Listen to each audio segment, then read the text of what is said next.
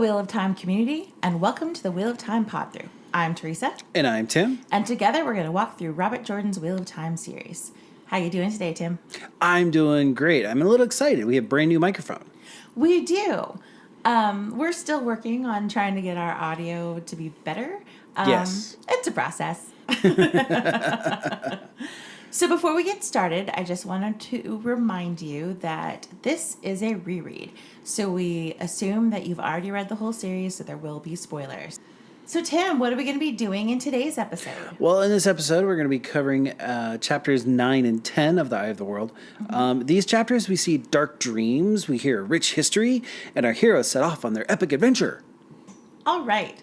So here is a quick summary of chapter 9 to act as a reminder for those of you who are not reading along with us.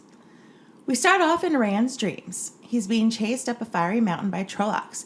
Anger overcomes fear, and when a voice whispers, "Serve me," he defies the voice, naming the Dark One. Abruptly, he finds himself outside Tar Valon, being urged on toward the tower at the center of the city. The people all sing and throw flowers at his feet, and he walks into the tower only to find a Myrddraal waiting for him. Rand awakes suddenly at Tam's bedside. Rand tells him what happened the previous night and that he has to leave the Two Rivers. Tam surprisingly agrees that Rand should go, but warns him to be careful of the Aes Sedai and to keep his sword. Lan comes in to hustle Rand out because there's trouble. A mob of villagers is confronting Maureen, blaming her for the Trollocs and demanding that she leave Emond's Field. Maureen tells them the story of Manetheren, shaming them for their actions and calling on them to live up to their legacy. Rightly shamed, the mob disperses, and they all head off to the stable to get ready to go. Thanks for that. Chapter 9 is called Tellings of the Wheel, and the icon is the Dragon Fang. I mean, let's be honest. This is the chapter where Maureen tells the history of Manetheren, and nothing else really matters. Right. I mean, yeah, like seriously. I love yeah, it's my favorite part of this chapter. It's one of my favorite parts of this entire book, actually. Absolutely. Okay, so I'm just going to start off and say that I am not a fan of the dream sequences in book 1. Possibly even book 1 and 2. I can't remember exactly when the dream world is established, but they're better when it's the dream world. Like these weird prophecy vision things are just, I don't like them. I just don't. Yeah, like when I first went through the series, I was kind of into them because they were really detailed, and it was like, it wasn't really like anything I'd kind of read before. But as I've gotten more and more rereads under my belt, I just feel like they don't really add anything to the overall plot. They just seem out of place, and you're absolutely right. Yeah. Once we get into Teleran Riyadh later on, the dream world, then it's a much... It makes more sense. Because it actually relates to what's actually going on in the world, whereas these dreams just seem like one-off kind of like things that don't really... They're not a reflection of the world. Well, and once the characters actually learn how to work the dream world, I mean, it's more of a tool. It's something useful. And I just find that more interesting than this weird, vague prophecy crap. But that's just my opinion. And, maybe it's another one of those signs of, Robert Jordan's, evolution of, this is the first book. Things kind of change as he goes through. Like maybe that's why we end up with a really cool dream world later on. But we kind of had to get through this at first. Yeah, that's true. But one of my favorite parts of this whole dream sequence is, and I really hope we get to see this in a TV show or a movie or something someday, I would really love to see this like boo moment that the Myrddraal has when he's like Rand walks in the door and like boom, ah, yeah. So yeah, definitely. That's funny. That was kind of fun. So about the dream, it's interesting that in the dream Rand sees Tar Valon as a place of safety, which it definitely isn't. I mean, I guess it's because Maureen told him it was a place of safety that he sees it this way, but Tar Valon is not safe. It's just not. Not for anybody, no. No. And I also thought it was interesting that even this early in the story, I mean, we're only on chapter 9, the arrogance of the dragon is a major theme. Yeah. Like, so Rand dreams that, he's in Tar Valon and there's all these desperate people around him, and he thinks to himself that only he can save them. And then when they start to like throw flowers at him and sing at him, he thinks that it's only right that they're doing this for him. And it's so arrogant. Yeah. He just kind of goes along with it too. He doesn't fight it really much at all. Yeah. Yeah. Yeah. But anyway, so that was the dream. And I thought it was really sweet that when Rand wakes up and he has the hot food, that he realizes that Mistress Elvire has been replacing the tray. So Yeah, 'cause it's still warm. Anytime he wakes up, it's going to be hot. Yeah. And it's so sweet. Like, she takes such good care of him. Yeah, she really does. And kind of just moving forward, like, one of the moments that I really feel for Rand in this chapter is right after he wakes up, he has his meal, and Tam kind of wakes up, and now he's got to, like, walk Tam through everything that happened the night before. And, right. He has to relive his trauma. Yeah. And it's just fresh in his mind, and he's got to do it all again. So I just really feel for him here. Yeah. And because it's so new, he's not able to ask Tam about the fever dreams and what he said about not being his father, because he's not ready to face it yet. True. You true. know? Very true. So, I agree. I definitely feel bad for Rand.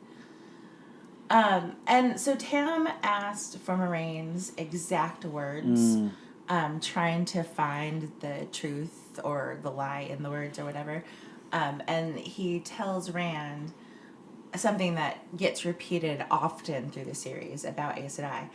They don't lie, not right out, but the truth an Aes Sedai tells you is not always the truth that you think it is. It's almost like he may have had experience with, maybe not direct experience with Aes Sedai, but having to deal with the advice of Aes Sedai. Their tricksy ways. Yeah. Interesting. So, but he does give Rand a bit of really great advice here, which is you listen sharp, think deep, and guard your tongue. Great advice for anyone. Yes. Yeah. Tam Althor for president. Yay! I wish other people would just follow that same advice. Right. Yeah. Yeah. So both Tam and Rand in this scene here, as it kind of unfolds, Tam's like, yeah, you're going to go ahead and go. But they both kind of approach this assuming that Rand's going to come back. Mm-hmm. And, like, I think it was my second... They all do. Like, all the boys think that they're going to come back. I think the only one that realizes that they might not come back is Egwene. Right. And, well, that's kind of her lot. But, yeah, it's just still kind of really sweet and kind of touching that, these people think they're coming back. They have no idea what they're about to get into. Yeah, it's sweet and sad. Yeah. Bran rushes in and, rushes Rand out because there's trouble. Right. And we get to see Maureen, her first real, like, badass moment of she's just kind of leaning up against the broken shell of the old peddler's wagon, just cool, calm, and collected, staring down this mob. Yeah. Who's forming with pitchforks and everything. Torches. Let's get the torches. So, the mob. The mob is led by the Congers and the Coplans, which we've talked about before. Yeah. And they seem to rope Sen Bui into their foolishness. Yeah, huh. Like, he doesn't seem to want to be there, but he still participates. Right. And because he's on the village council, it lends their actions validity, which is why it's so stupid and dangerous to have government officials involved in this sort of thing. Like, if someone has authority, or if they hold office especially, and they condone, or worse, participate in problematic behavior, they just justify these idiots to keep acting badly, and it emboldens them to try to get away with even worse behavior. Right. It's so frustrating, and I could draw parallels to our current politics, but I'm not going to. Just going to let that lie, you can come to your own conclusions. Yes. But I do like how part of what happens later is that Bran, the mayor, just sits there and, like, calls him out for his crap right there on the spot. Yeah. So yay for Bran. Bran does a good job at dealing with the mob.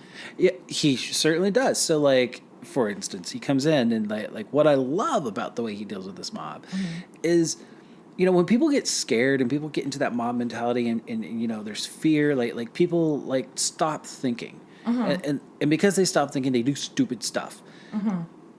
Bran comes into this, and what you would kind of usually see in a situation like that is someone come in and with the authority put their foot down, maybe start raising their voice and yelling and, like, try to get above the screaming and get above it all. But Bran doesn't do that. Right. He comes in and he has this soft-spoken authority. Right. Just simply asks the question, did someone suggest burning my inn? Because if you have real authority, you don't have to scream and shout. It's absolutely true. And I just love how instead of flying off the handle, he comes out calm and collected. And there's something really cool about that juxtaposition. That's the word I'm looking for. Where he's just he's so different than what they're currently doing. It snaps some of them out of it right away. Like that, it breaks that mob mentality for a few people right away. Yeah. Which helps turn the tide. And if that doesn't work, he has Harold Lewin looking all big and intimidating. He's just stretching his arms. I know. Like, I want to actually read what it says. The blacksmith simply stretched, thrusting thick arms over his head, tightening massive fists until his knuckles cracked. But Harry looked at the burly man as if one of those fists had been shaken under his nose. Yeah, Harold just has to, just be there, and he's so imposing. Yeah. But I also like what Bran says when he calls out all the people who Moraine healed. And he says, if you have no gratitude, have you no shame? Right. And, I mean, for the people of Emmons Field, like, that's a real, that's really calling them out. Yeah. Like, come on, people, you are better than this. Like, come on. So Bran has this moment of just kind of like really like getting the shame on, and then Maureen steps up and is like, hold my beer. Absolutely. Okay, so we are going to talk about Maureen's speech. But first, I just want to say I am so glad that we got rid of Maureen's staff after this first book. Yeah. Again, this story evolved into something different, and it started out very Lord of the Rings-ish. Yeah. But yeah, that staff was way too Gandalf-y. Like, it was unnecessary, and I'm glad we got rid of it. Yeah, it's something that I've seen in other fantasy stories too. Like Lord of the Rings really set that par of like when you have a wizard or you have a magician or a mage or whatever universe you're living in, right? They almost always have a staff. So I can understand why the magic user in the first few chapters of this new introduction to this world has a staff. And I absolutely agree with you. I'm glad we lose the staff because we're not doing that in this world. Yeah. And I mean, staffs and wands and all that kind of stuff is fine. Okay, whatever. But I prefer magic that doesn't require an object, like an aid. I prefer magic that comes from within the magic user. So not having a physical thing that it's tied to, like a focusing stone or a staff or a wand. I just prefer that sort of a system. I'm with you. Just personal preference. So what happens here is Maureen goes through and gives us this excellent story about the history of Maneth Therin, the people who were the ancestors of the Two Rivers folk. And this is just really good writing.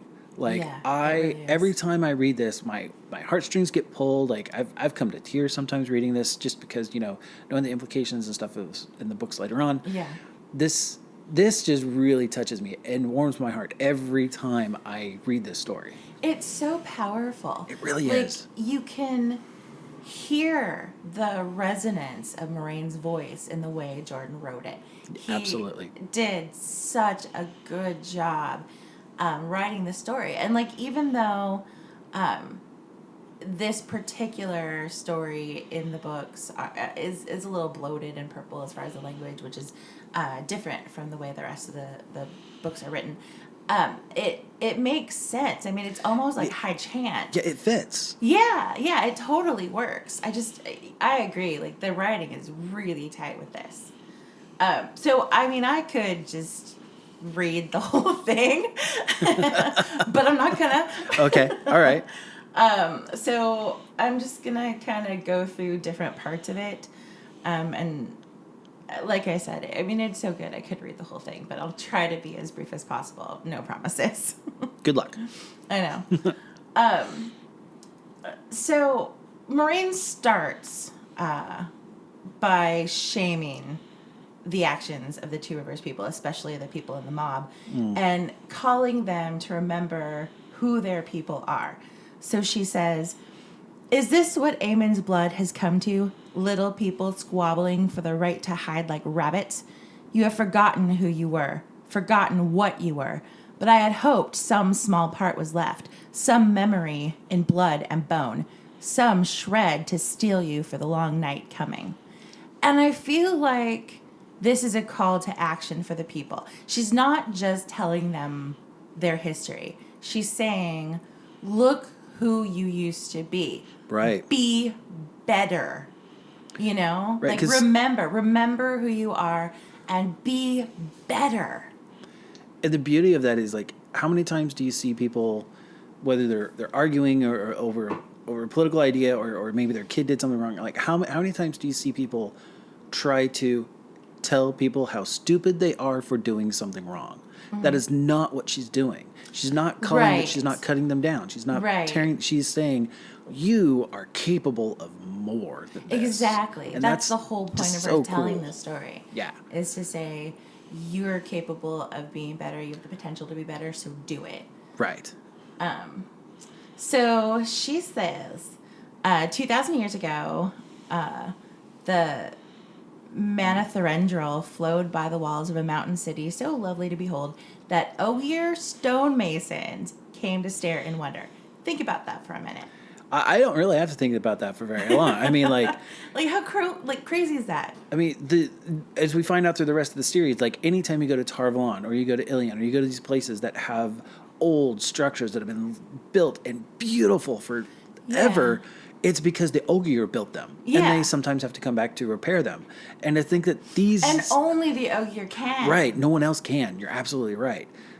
And to think that these are the people who came to stare in awe at Manatharan are like... Yeah, how good was the city? Wow. Yeah.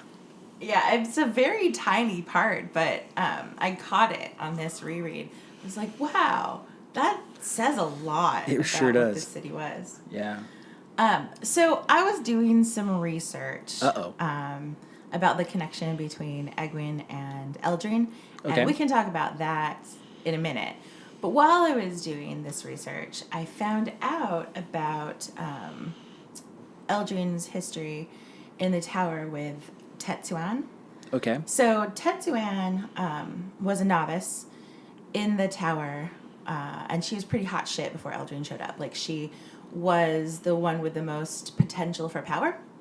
And then Eldrin showed up, and first of all, she was super beautiful. And then she was more powerful. And so Tetsuan got jealous. Uh-oh. And they had a animosity or a rivalry while Like they were in the tower. So Eldrin, grew up and went on, and she married Aemon and blah, blah, blah. And then Tetsuan stayed in the tower, and eventually she rose up to be Amyrlin. Oh, okay. Oh, wait. That Amyrlin. Yeah. You know where this is going. So when the Troll Accords were coming, and Aemon sent messengers to all the allied nations for help, and this, I'm getting all this information from the Wheel of Time wiki, by the way, so just want to give credit where it's due. A special plea was sent to Tetsuan, because she was Amyrlin. And it is believed that when Tetsuan received Aemon's messenger, she was influenced by her childhood hatred of Eldrin and chose to betray Manatharan by working in secret to halt or delay responses from the allied nations. And that's why Manatharan perished. So when the details of her treachery became known to the Hall of Tower, the sitters voted to strip Tetsuan of her staff and stole and condemned her to being stilled. So she was kept in the White Tower kitchens and forced to work as a scullery maid. And she ended up dying like 3 or 4 years later. But she was the first Amyrlin to be stripped of her office and stilled. Wow. So when Maureen says that Aemon knew the bitter taste of betrayal, she's not screwing around. Like, this is serious business. No, yeah, wow. So I just thought that was really interesting because only 3 Amyrlins have been stripped of their office. So on Sanchi being the last one. So I don't know. I thought that was very interesting history. Thanks for sharing that. That's really cool. So there's a lot of foreshadowing in this story. Yeah, there's a lot.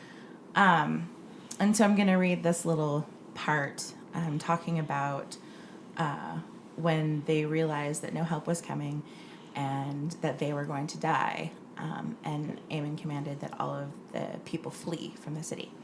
Right. But some did not flee. First in a trickle, then a river, then a flood. Men went, not to safety, but to join the army fighting for their land.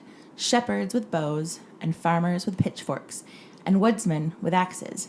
Women went too, shouldering what weapons they could find, and marching side by side with their men.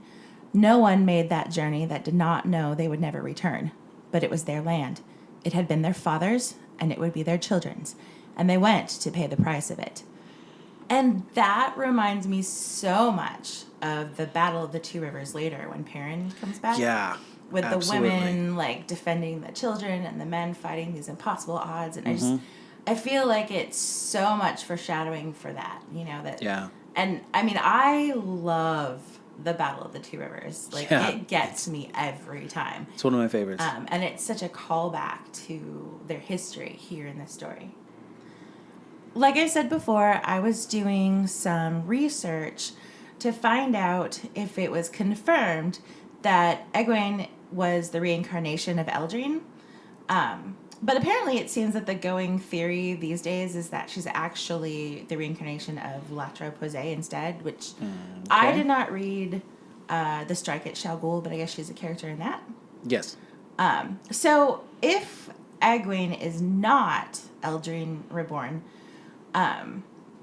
then do you think what happens with Eldrine, like the whole taking in all the power and then becoming this like tower of awesome, destructive, shadow spawn killing thing? Do you think that is just foreshadowing for what happens with Egwene? Yeah. I do. I feel like as fans, we want to fit our characters into these like heroes of old. Not necessarily just the heroes that are connected to the wheel, but just all the stories that we hear of these heroic people throughout the past. We try to say, oh, this person's reincarnated of this person, and this person is this person. Because we want them to feel important. We want to feel that connection. Yeah. And I feel like because time is a wheel, everybody is a reincarnation of somebody. Because if it's a circular pattern, people just keep getting spit back out. But they're not necessarily reincarnations of people that we're going to have heard of. Right. They could just be Bob from down the street. Yeah. I mean, except for Rand, who is very obviously the dragon reborn. Because he has to be. Right. It's in the title. But as far as like Perrin and Matt and Egwene and all these other people, like, I don't know that they're necessarily going to be reincarnations of these legendary people. That they can just be whoever who may still have lived a life of heroic action, but just didn't make it into the stories. Right. Because I think that's true for many people. They can live a very productive life that does have heroic behavior, but no one ever knows except for the people in their small community. Right. I agree with you on this one, especially there are so many nuggets in the Eye of the World that for years, like you'd find transcripts of interviews and stuff like that. People would ask Robert Jordan as the books are coming out, like what is this going to happen here? And he wouldn't answer, but to say, keep reading. It's all there. I mean, and I think this is an example of, do you want to know how Egwene's going to end? It's there. It's right there in the very beginning. Matter of fact, you know how she's going to end before you really get to see she's part of the party.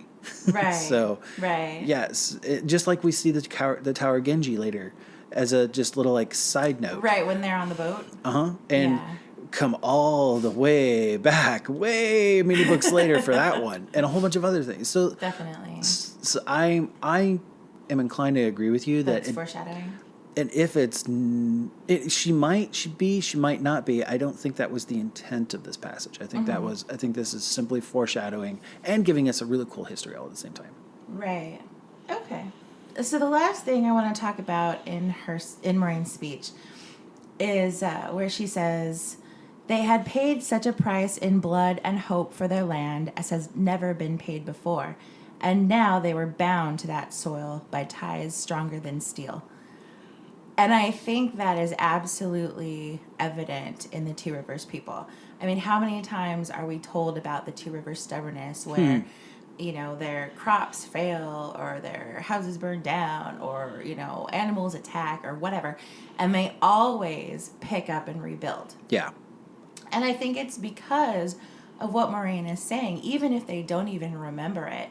The history of Manetheren, that bond that was formed when they paid their price in blood, is etched into the bones of the people of the Two Rivers. Yes. So they are not going to stray from their land because it's a part of who they are.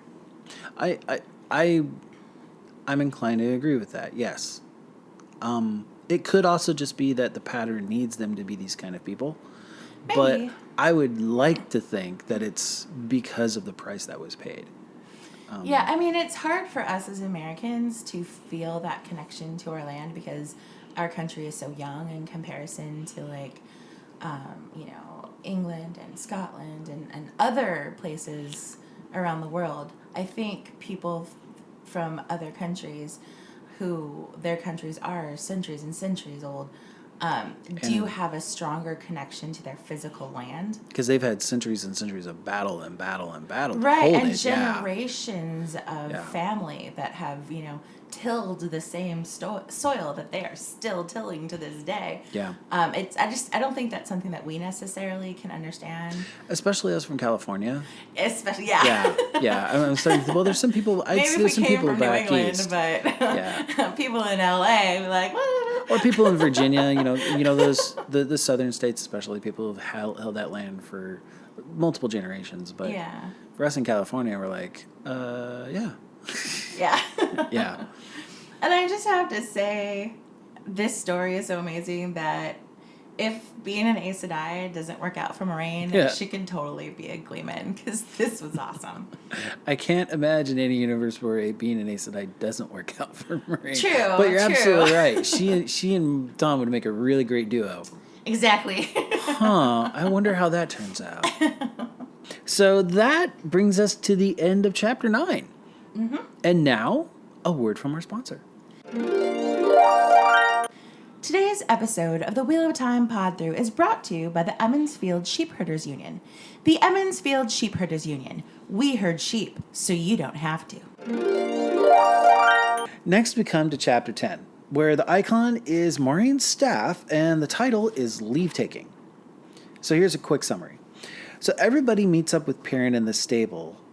Perrin assures Lan that he's checked everything thoroughly and no one else is around. Matt comments on Rand's sword, and Perrin shows them his battle axe that Herluin gave him.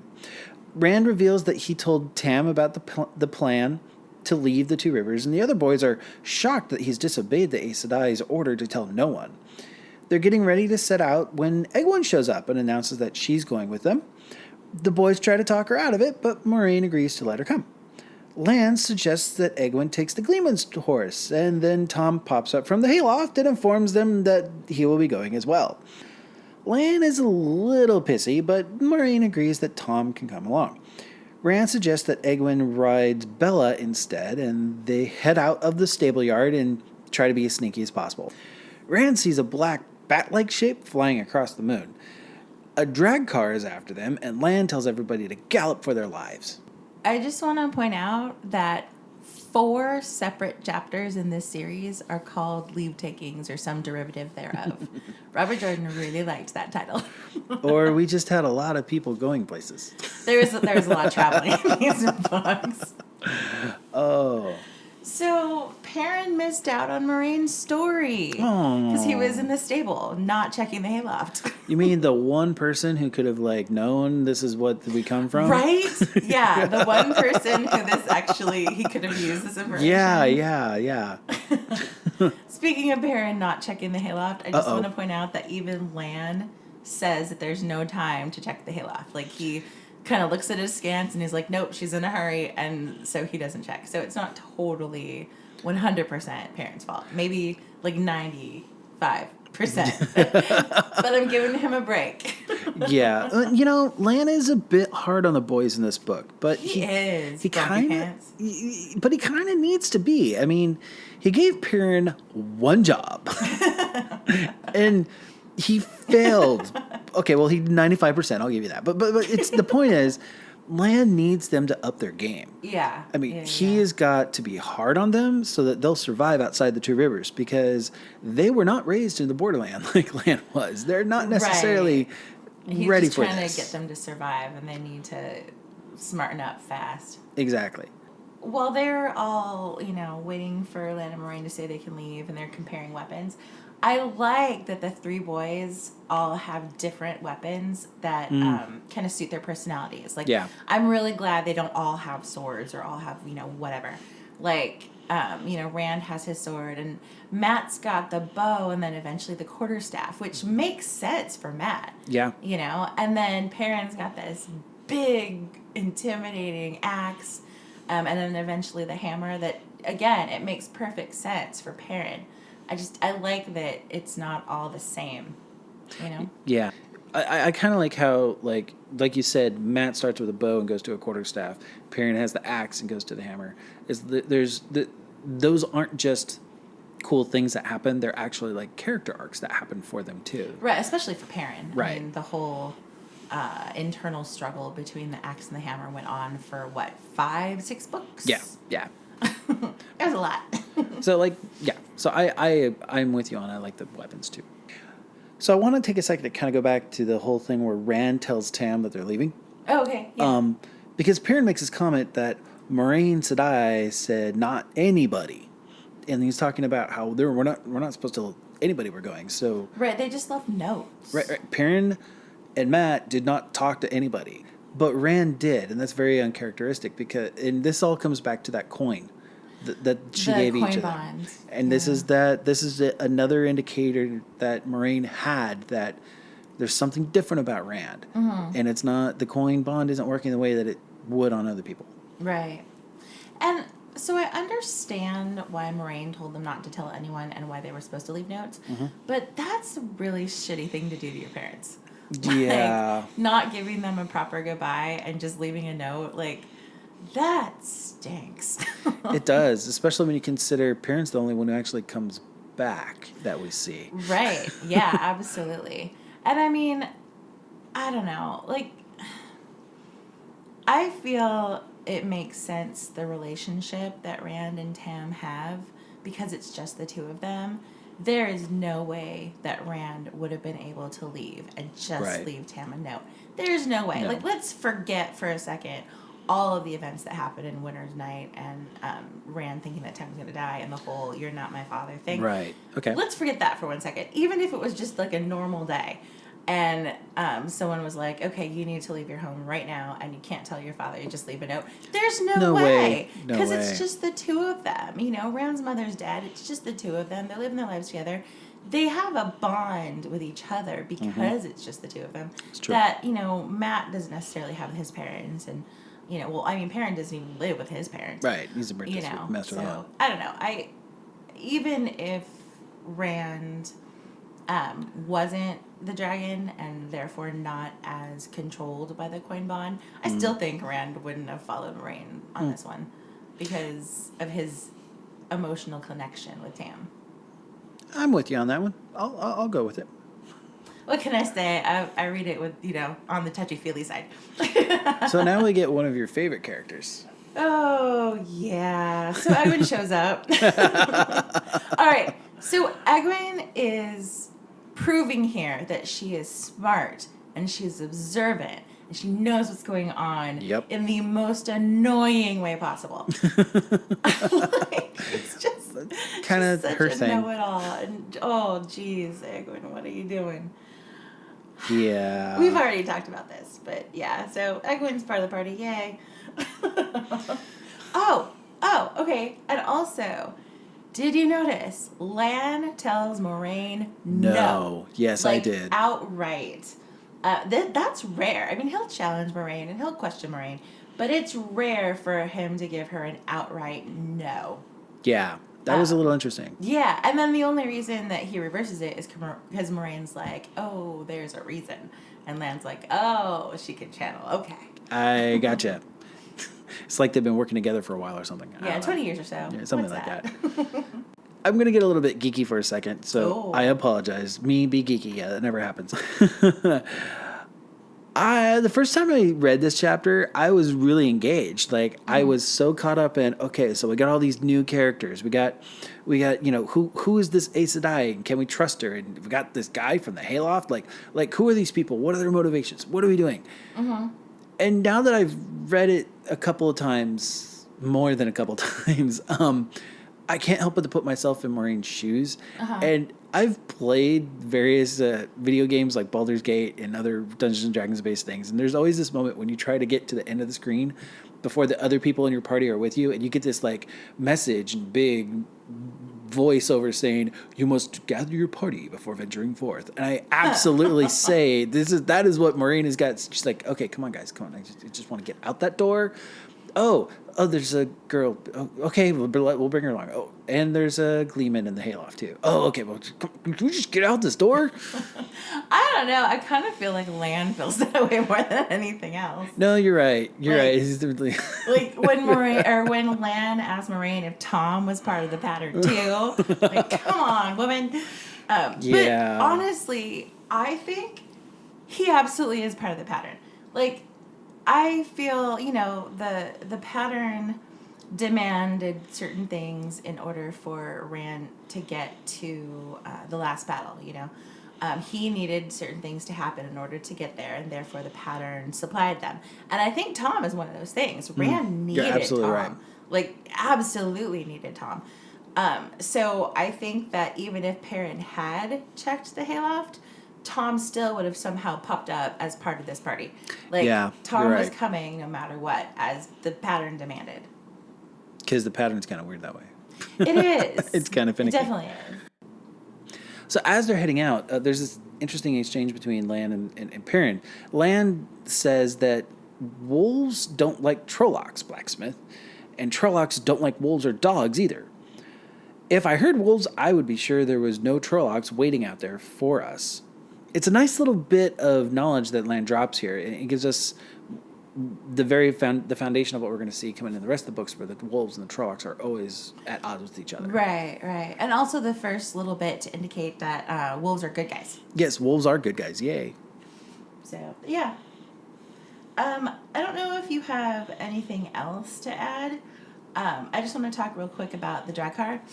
And as a vampire fan, I'm really disappointed in the Draghkar. They're like the crappy, uncool vampires, and I don't like them. Yeah. Really? You don't think so? I always saw them as... I still think... Yeah, I'd agree they're a crappy, uncool creature. I'm with you on that one. They're definitely a level 1 Bowser, but I always saw them as just a dumbed-down version of like a Balrog from The Lord of the Rings. Not so much a vampire as a winged demon. Something the listeners may not realize is that I don't like fantasy stories. So I tried to read The Lord of the Rings in college for a class, and I couldn't get out of the damn Shire. Like, I don't really like fantasy stories. The Wheel of Time is the only story of this genre that I've actually liked and kind of gotten into. So anything that's typical fantasy tropey stuff or like references to other things in fantasies, I'm probably not going to know, because it's not in my wheelhouse. So when I read about the Draghkar, I immediately think that they're vampires, but they're like stupid vampires. Like they follow the mirror troll. Like, what's that? No self-respecting vampire is gonna be in that position. So maybe that's just because I'm not thinking in fantasy terms and I automatically equate them to vampires, but I was disappointed because they suck. Okay, well, I agree with you on that. They weren't that impressive. Draghkar bad. Draghkar bad. So there was one thing I did want to bring up about the Draghkar. Tom knows about them. Mm-hmm. And there's this exchange between him and Maureen. Maureen gives him a sharp look when he talks about them. And it could just be that she doesn't want the others to be more scared than they already are. But it could be that he's revealing knowledge that confirms suspicion, that could confirm suspicions about who Tom is. Mm-hmm. And I'm more inclined to think that she doesn't want the group to freak out. But what do you think? I mean, maybe, but I don't know that Maureen really cares how they feel. But, okay, so Maureen knows who Tom is. Yes. And she's agreed to let him travel with them to Tarvalon from Andor. Yeah. So if you think about, so Tom has a price on his head in Caitlin. And then Tom went to Tarvalon and stirred up a bunch of trouble. So he is not popular with the Aes Sedai either. Tom is actually not safe travel companion for this group. For this group. I mean, so I kind of feel this is Moraine saying, "Hey, Gleeman, get your shit together. Keep your mouth shut. You remember who you're playing, what part you're playing." You know what I mean? Like, yeah. I have a feeling it has more to do with that, but yeah, I don't think Moraine cares if everyone's scared. Okay. It actually works in her favor for them to be scared because who are they going to cling to? I hadn't thought of it that way. That's I'm going to change my mind and say you're right. Absolutely. I don't know. I mean, I could be wrong, but that's what I think anyway. Okay. And that ends chapters 9 and 10 of The Eye of the World. Wow. So in next week's episode, we will have one of our rare 3-chapter episodes. Ooh. We're going to do 11, 12, and 13 because I don't think that 11 and 12 needed to be 2 chapters. Yeah, that's true. So we're going to talk about how the boys realize that real adventures aren't as fun as the stories make them sound. We get our first dealings with people outside of Emmons Field, and there's channeling all over the place. Yay! We hope that you enjoyed this episode of the Wheel of Time Pod-Thru. We'll see you all again next week. Make sure that you rate us and subscribe to us wherever you get your podcast, iTunes, all that fun stuff. Maybe leave us a positive review. It really helps us out. You can tweet us at Pod-Thru or email us at whatpodthru@gmail.com. Tell us your thoughts on anything we covered today or any corrections or anything that you feel you want to share. That's WOTPODTHRU@gmail.com. Thanks, everybody, and we hope the wheel weaves you in our direction again soon.